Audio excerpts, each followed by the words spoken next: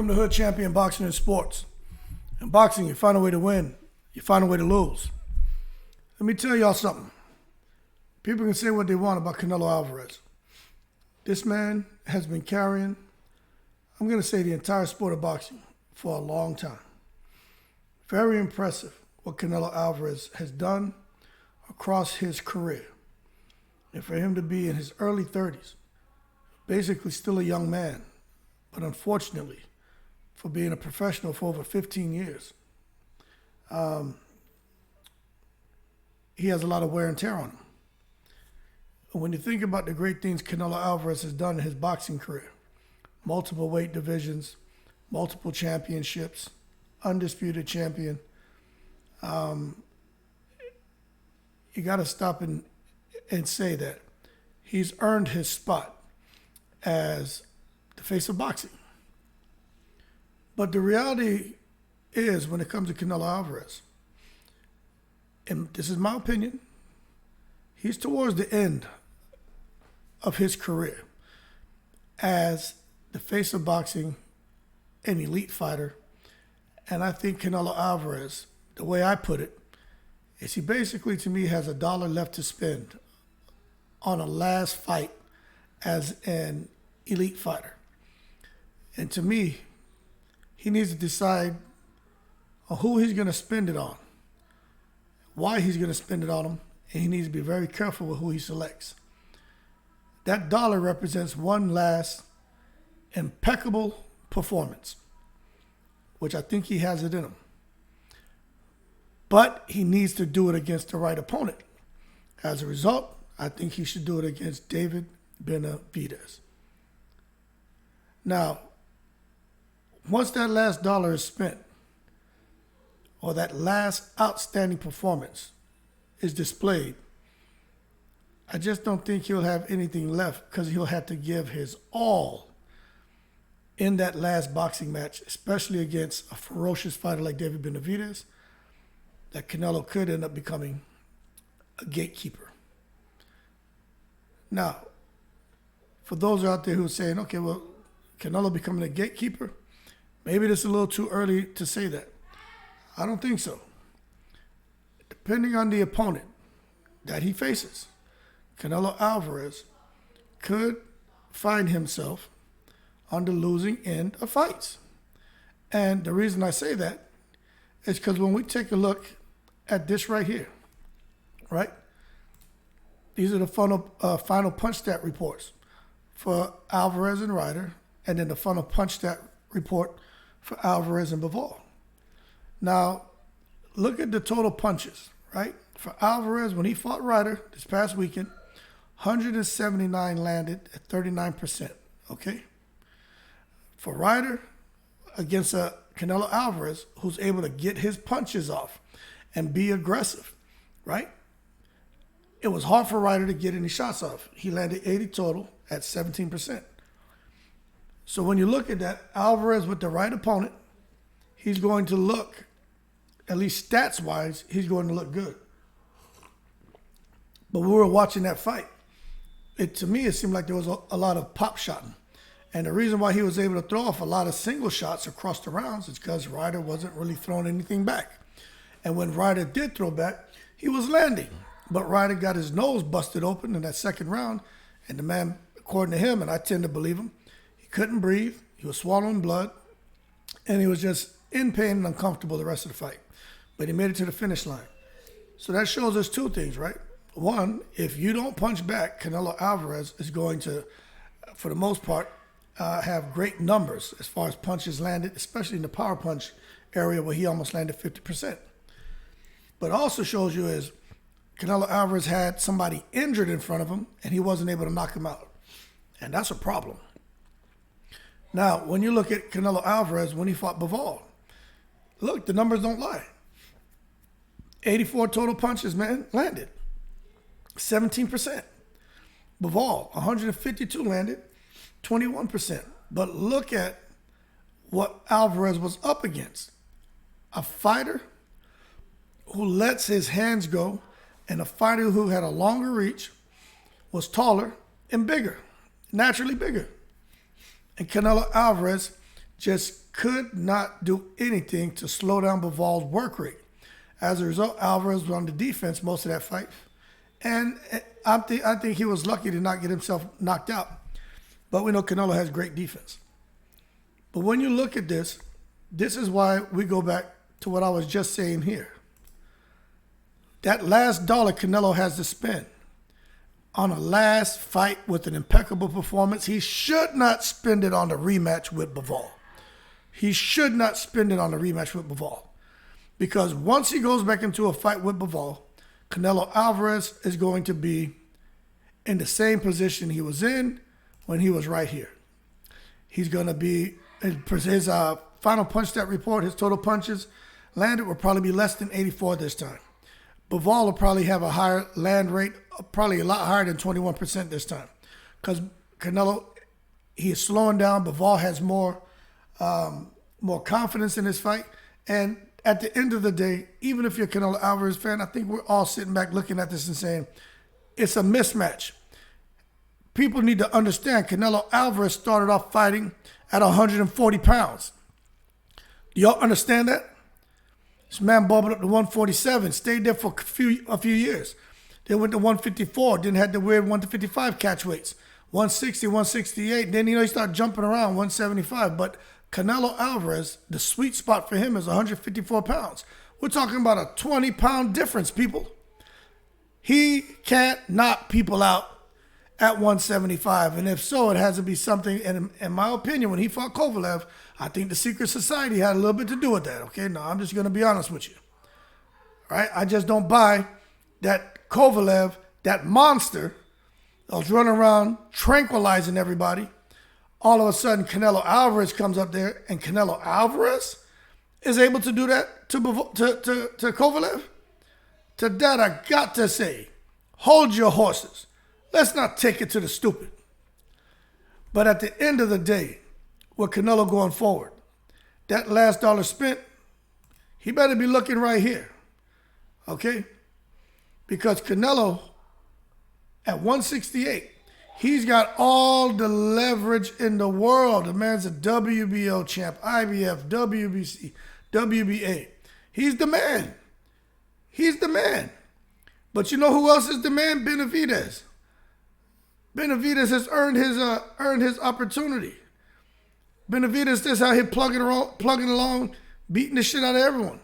And you telling me that Benavidez can't get his opportunity? And I just think that's the point of where we're at with Canelo and Benavidez. This is where he needs to spend his last dollar. But I'm going to tell you the problem Canelo's going to run into.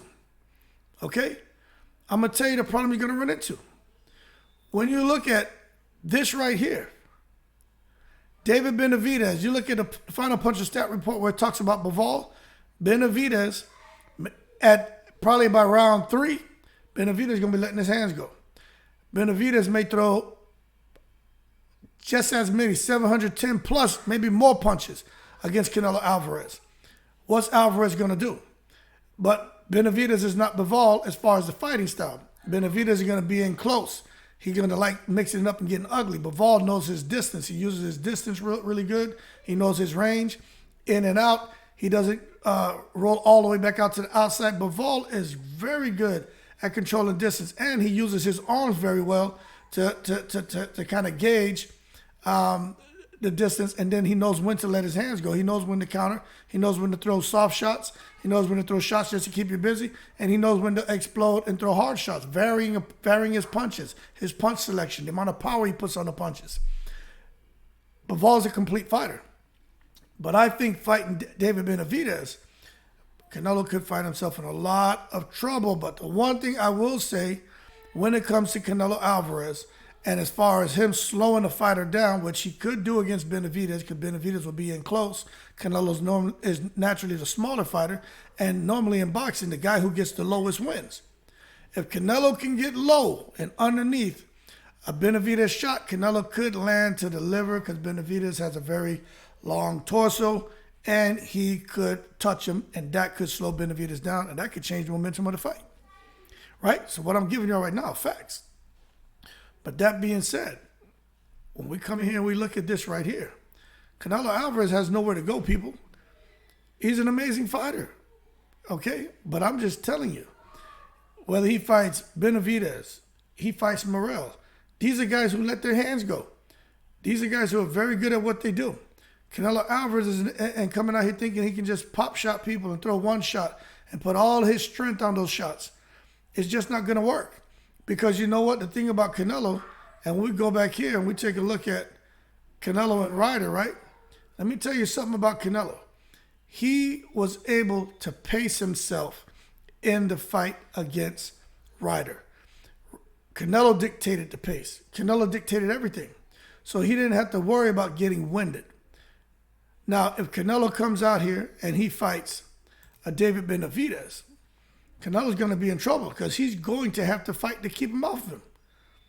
He's going to have to. And I'm going to tell you what's going to happen. It's just like we were talking about right here. If you look when he fought Bivol, Canelo Alvarez, the total punches column, 17%, 84 landed. It got to a point to where Canelo couldn't throw punches because he was tired. So what does he do? He backs up against the ropes and keeps his hands up high. And he's a great defensive fighter. But he's tired. He can't throw those combinations. He can't even throw pop shots anymore.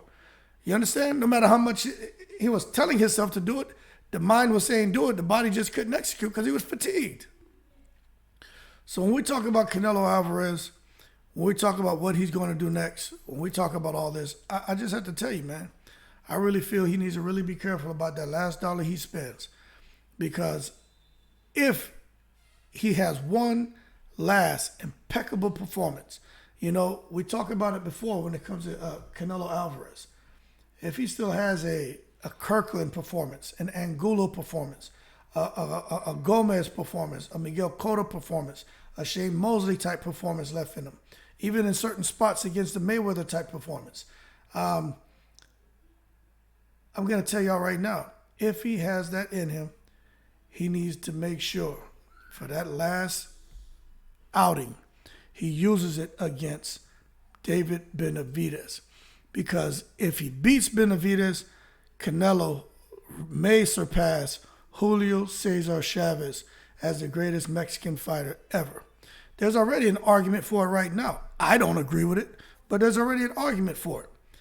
But if he can clip the young Mexican monster, David Benavidez, Canelo would have really underscored his place as the face of boxing and as the greatest Mexican boxer to ever live.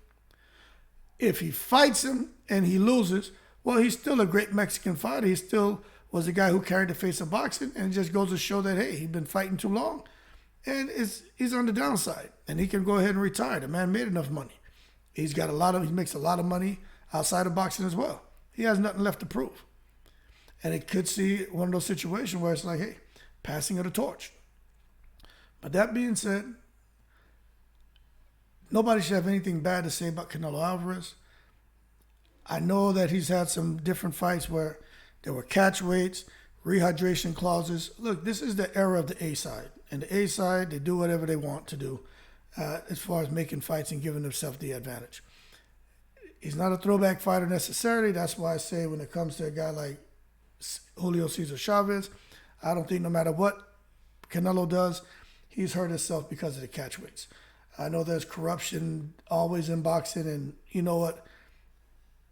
It doesn't matter, and it's irrelevant to this conversation. Julio Cesar Chavez put the work in, all right? He put the work in. And when you're out there knocking people out like that, it doesn't matter what corruption existed in the sport of boxing at the time.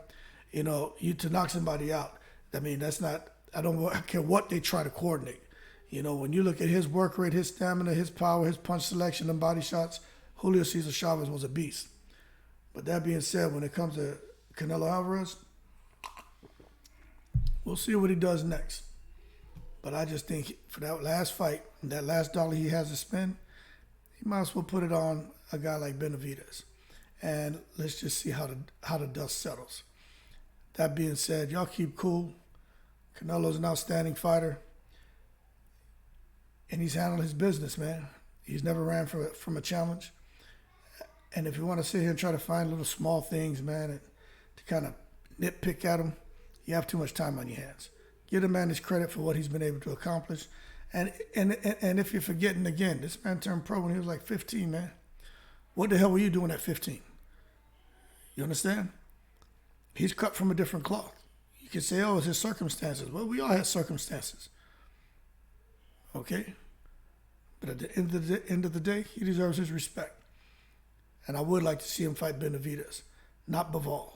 Because after he fights Bivol, which I think he loses, but I said in another video, and I'll say this really quickly, I do feel the WBC is trying to set Canelo Alvarez up to become an undisputed champion at 175. That's why I believe they didn't want him and Bivol to fight at 168 because Bivol would beat him and take those titles. They want him to go to 175, make the fight more competitive, and they're going to give him the decision because he ain't knocking Bivol out. They're going to give Canelo the decision. And then Canelo go fight Benavidez, and that's where you're going to see Canelo end up becoming the undisputed at 175. And for those of you who say, nah, man, you're taking this way left. Okay, I'll say this. When Canelo fought Ryder this weekend, did y'all see who the hell was out there in the audience? Mauricio Suleiman's out there. You got Amir Abdallah. You had, Eddie Hearn's out there. You have all these people who are out there, man, and around the sport of boxing out there in Mexico. And let me tell y'all something. Believe what you want. But I am 95% sure, and this is just me assuming I don't have any facts on this, right? This is just me and having a conversation with you. But I'm 95% sure they're planning a big fight for Canelo out in Saudi Arabia. I don't have any proof, but I'm far from slow. The writing's on the wall. Canelo will fight Bivol, beat him, undisputed showdown at 175, out there in Saudi, in that new stadium. Earl Spence and Crawford, I feel they're heading out to Saudi as well. I don't have any proof, but the writing's on the wall. And we already know what's going on with the heavyweight division. That being said, stay locked in. We'll see what's going to happen with Canelo. Shout out to the veterans, all 7 continents. I'm in the breeze.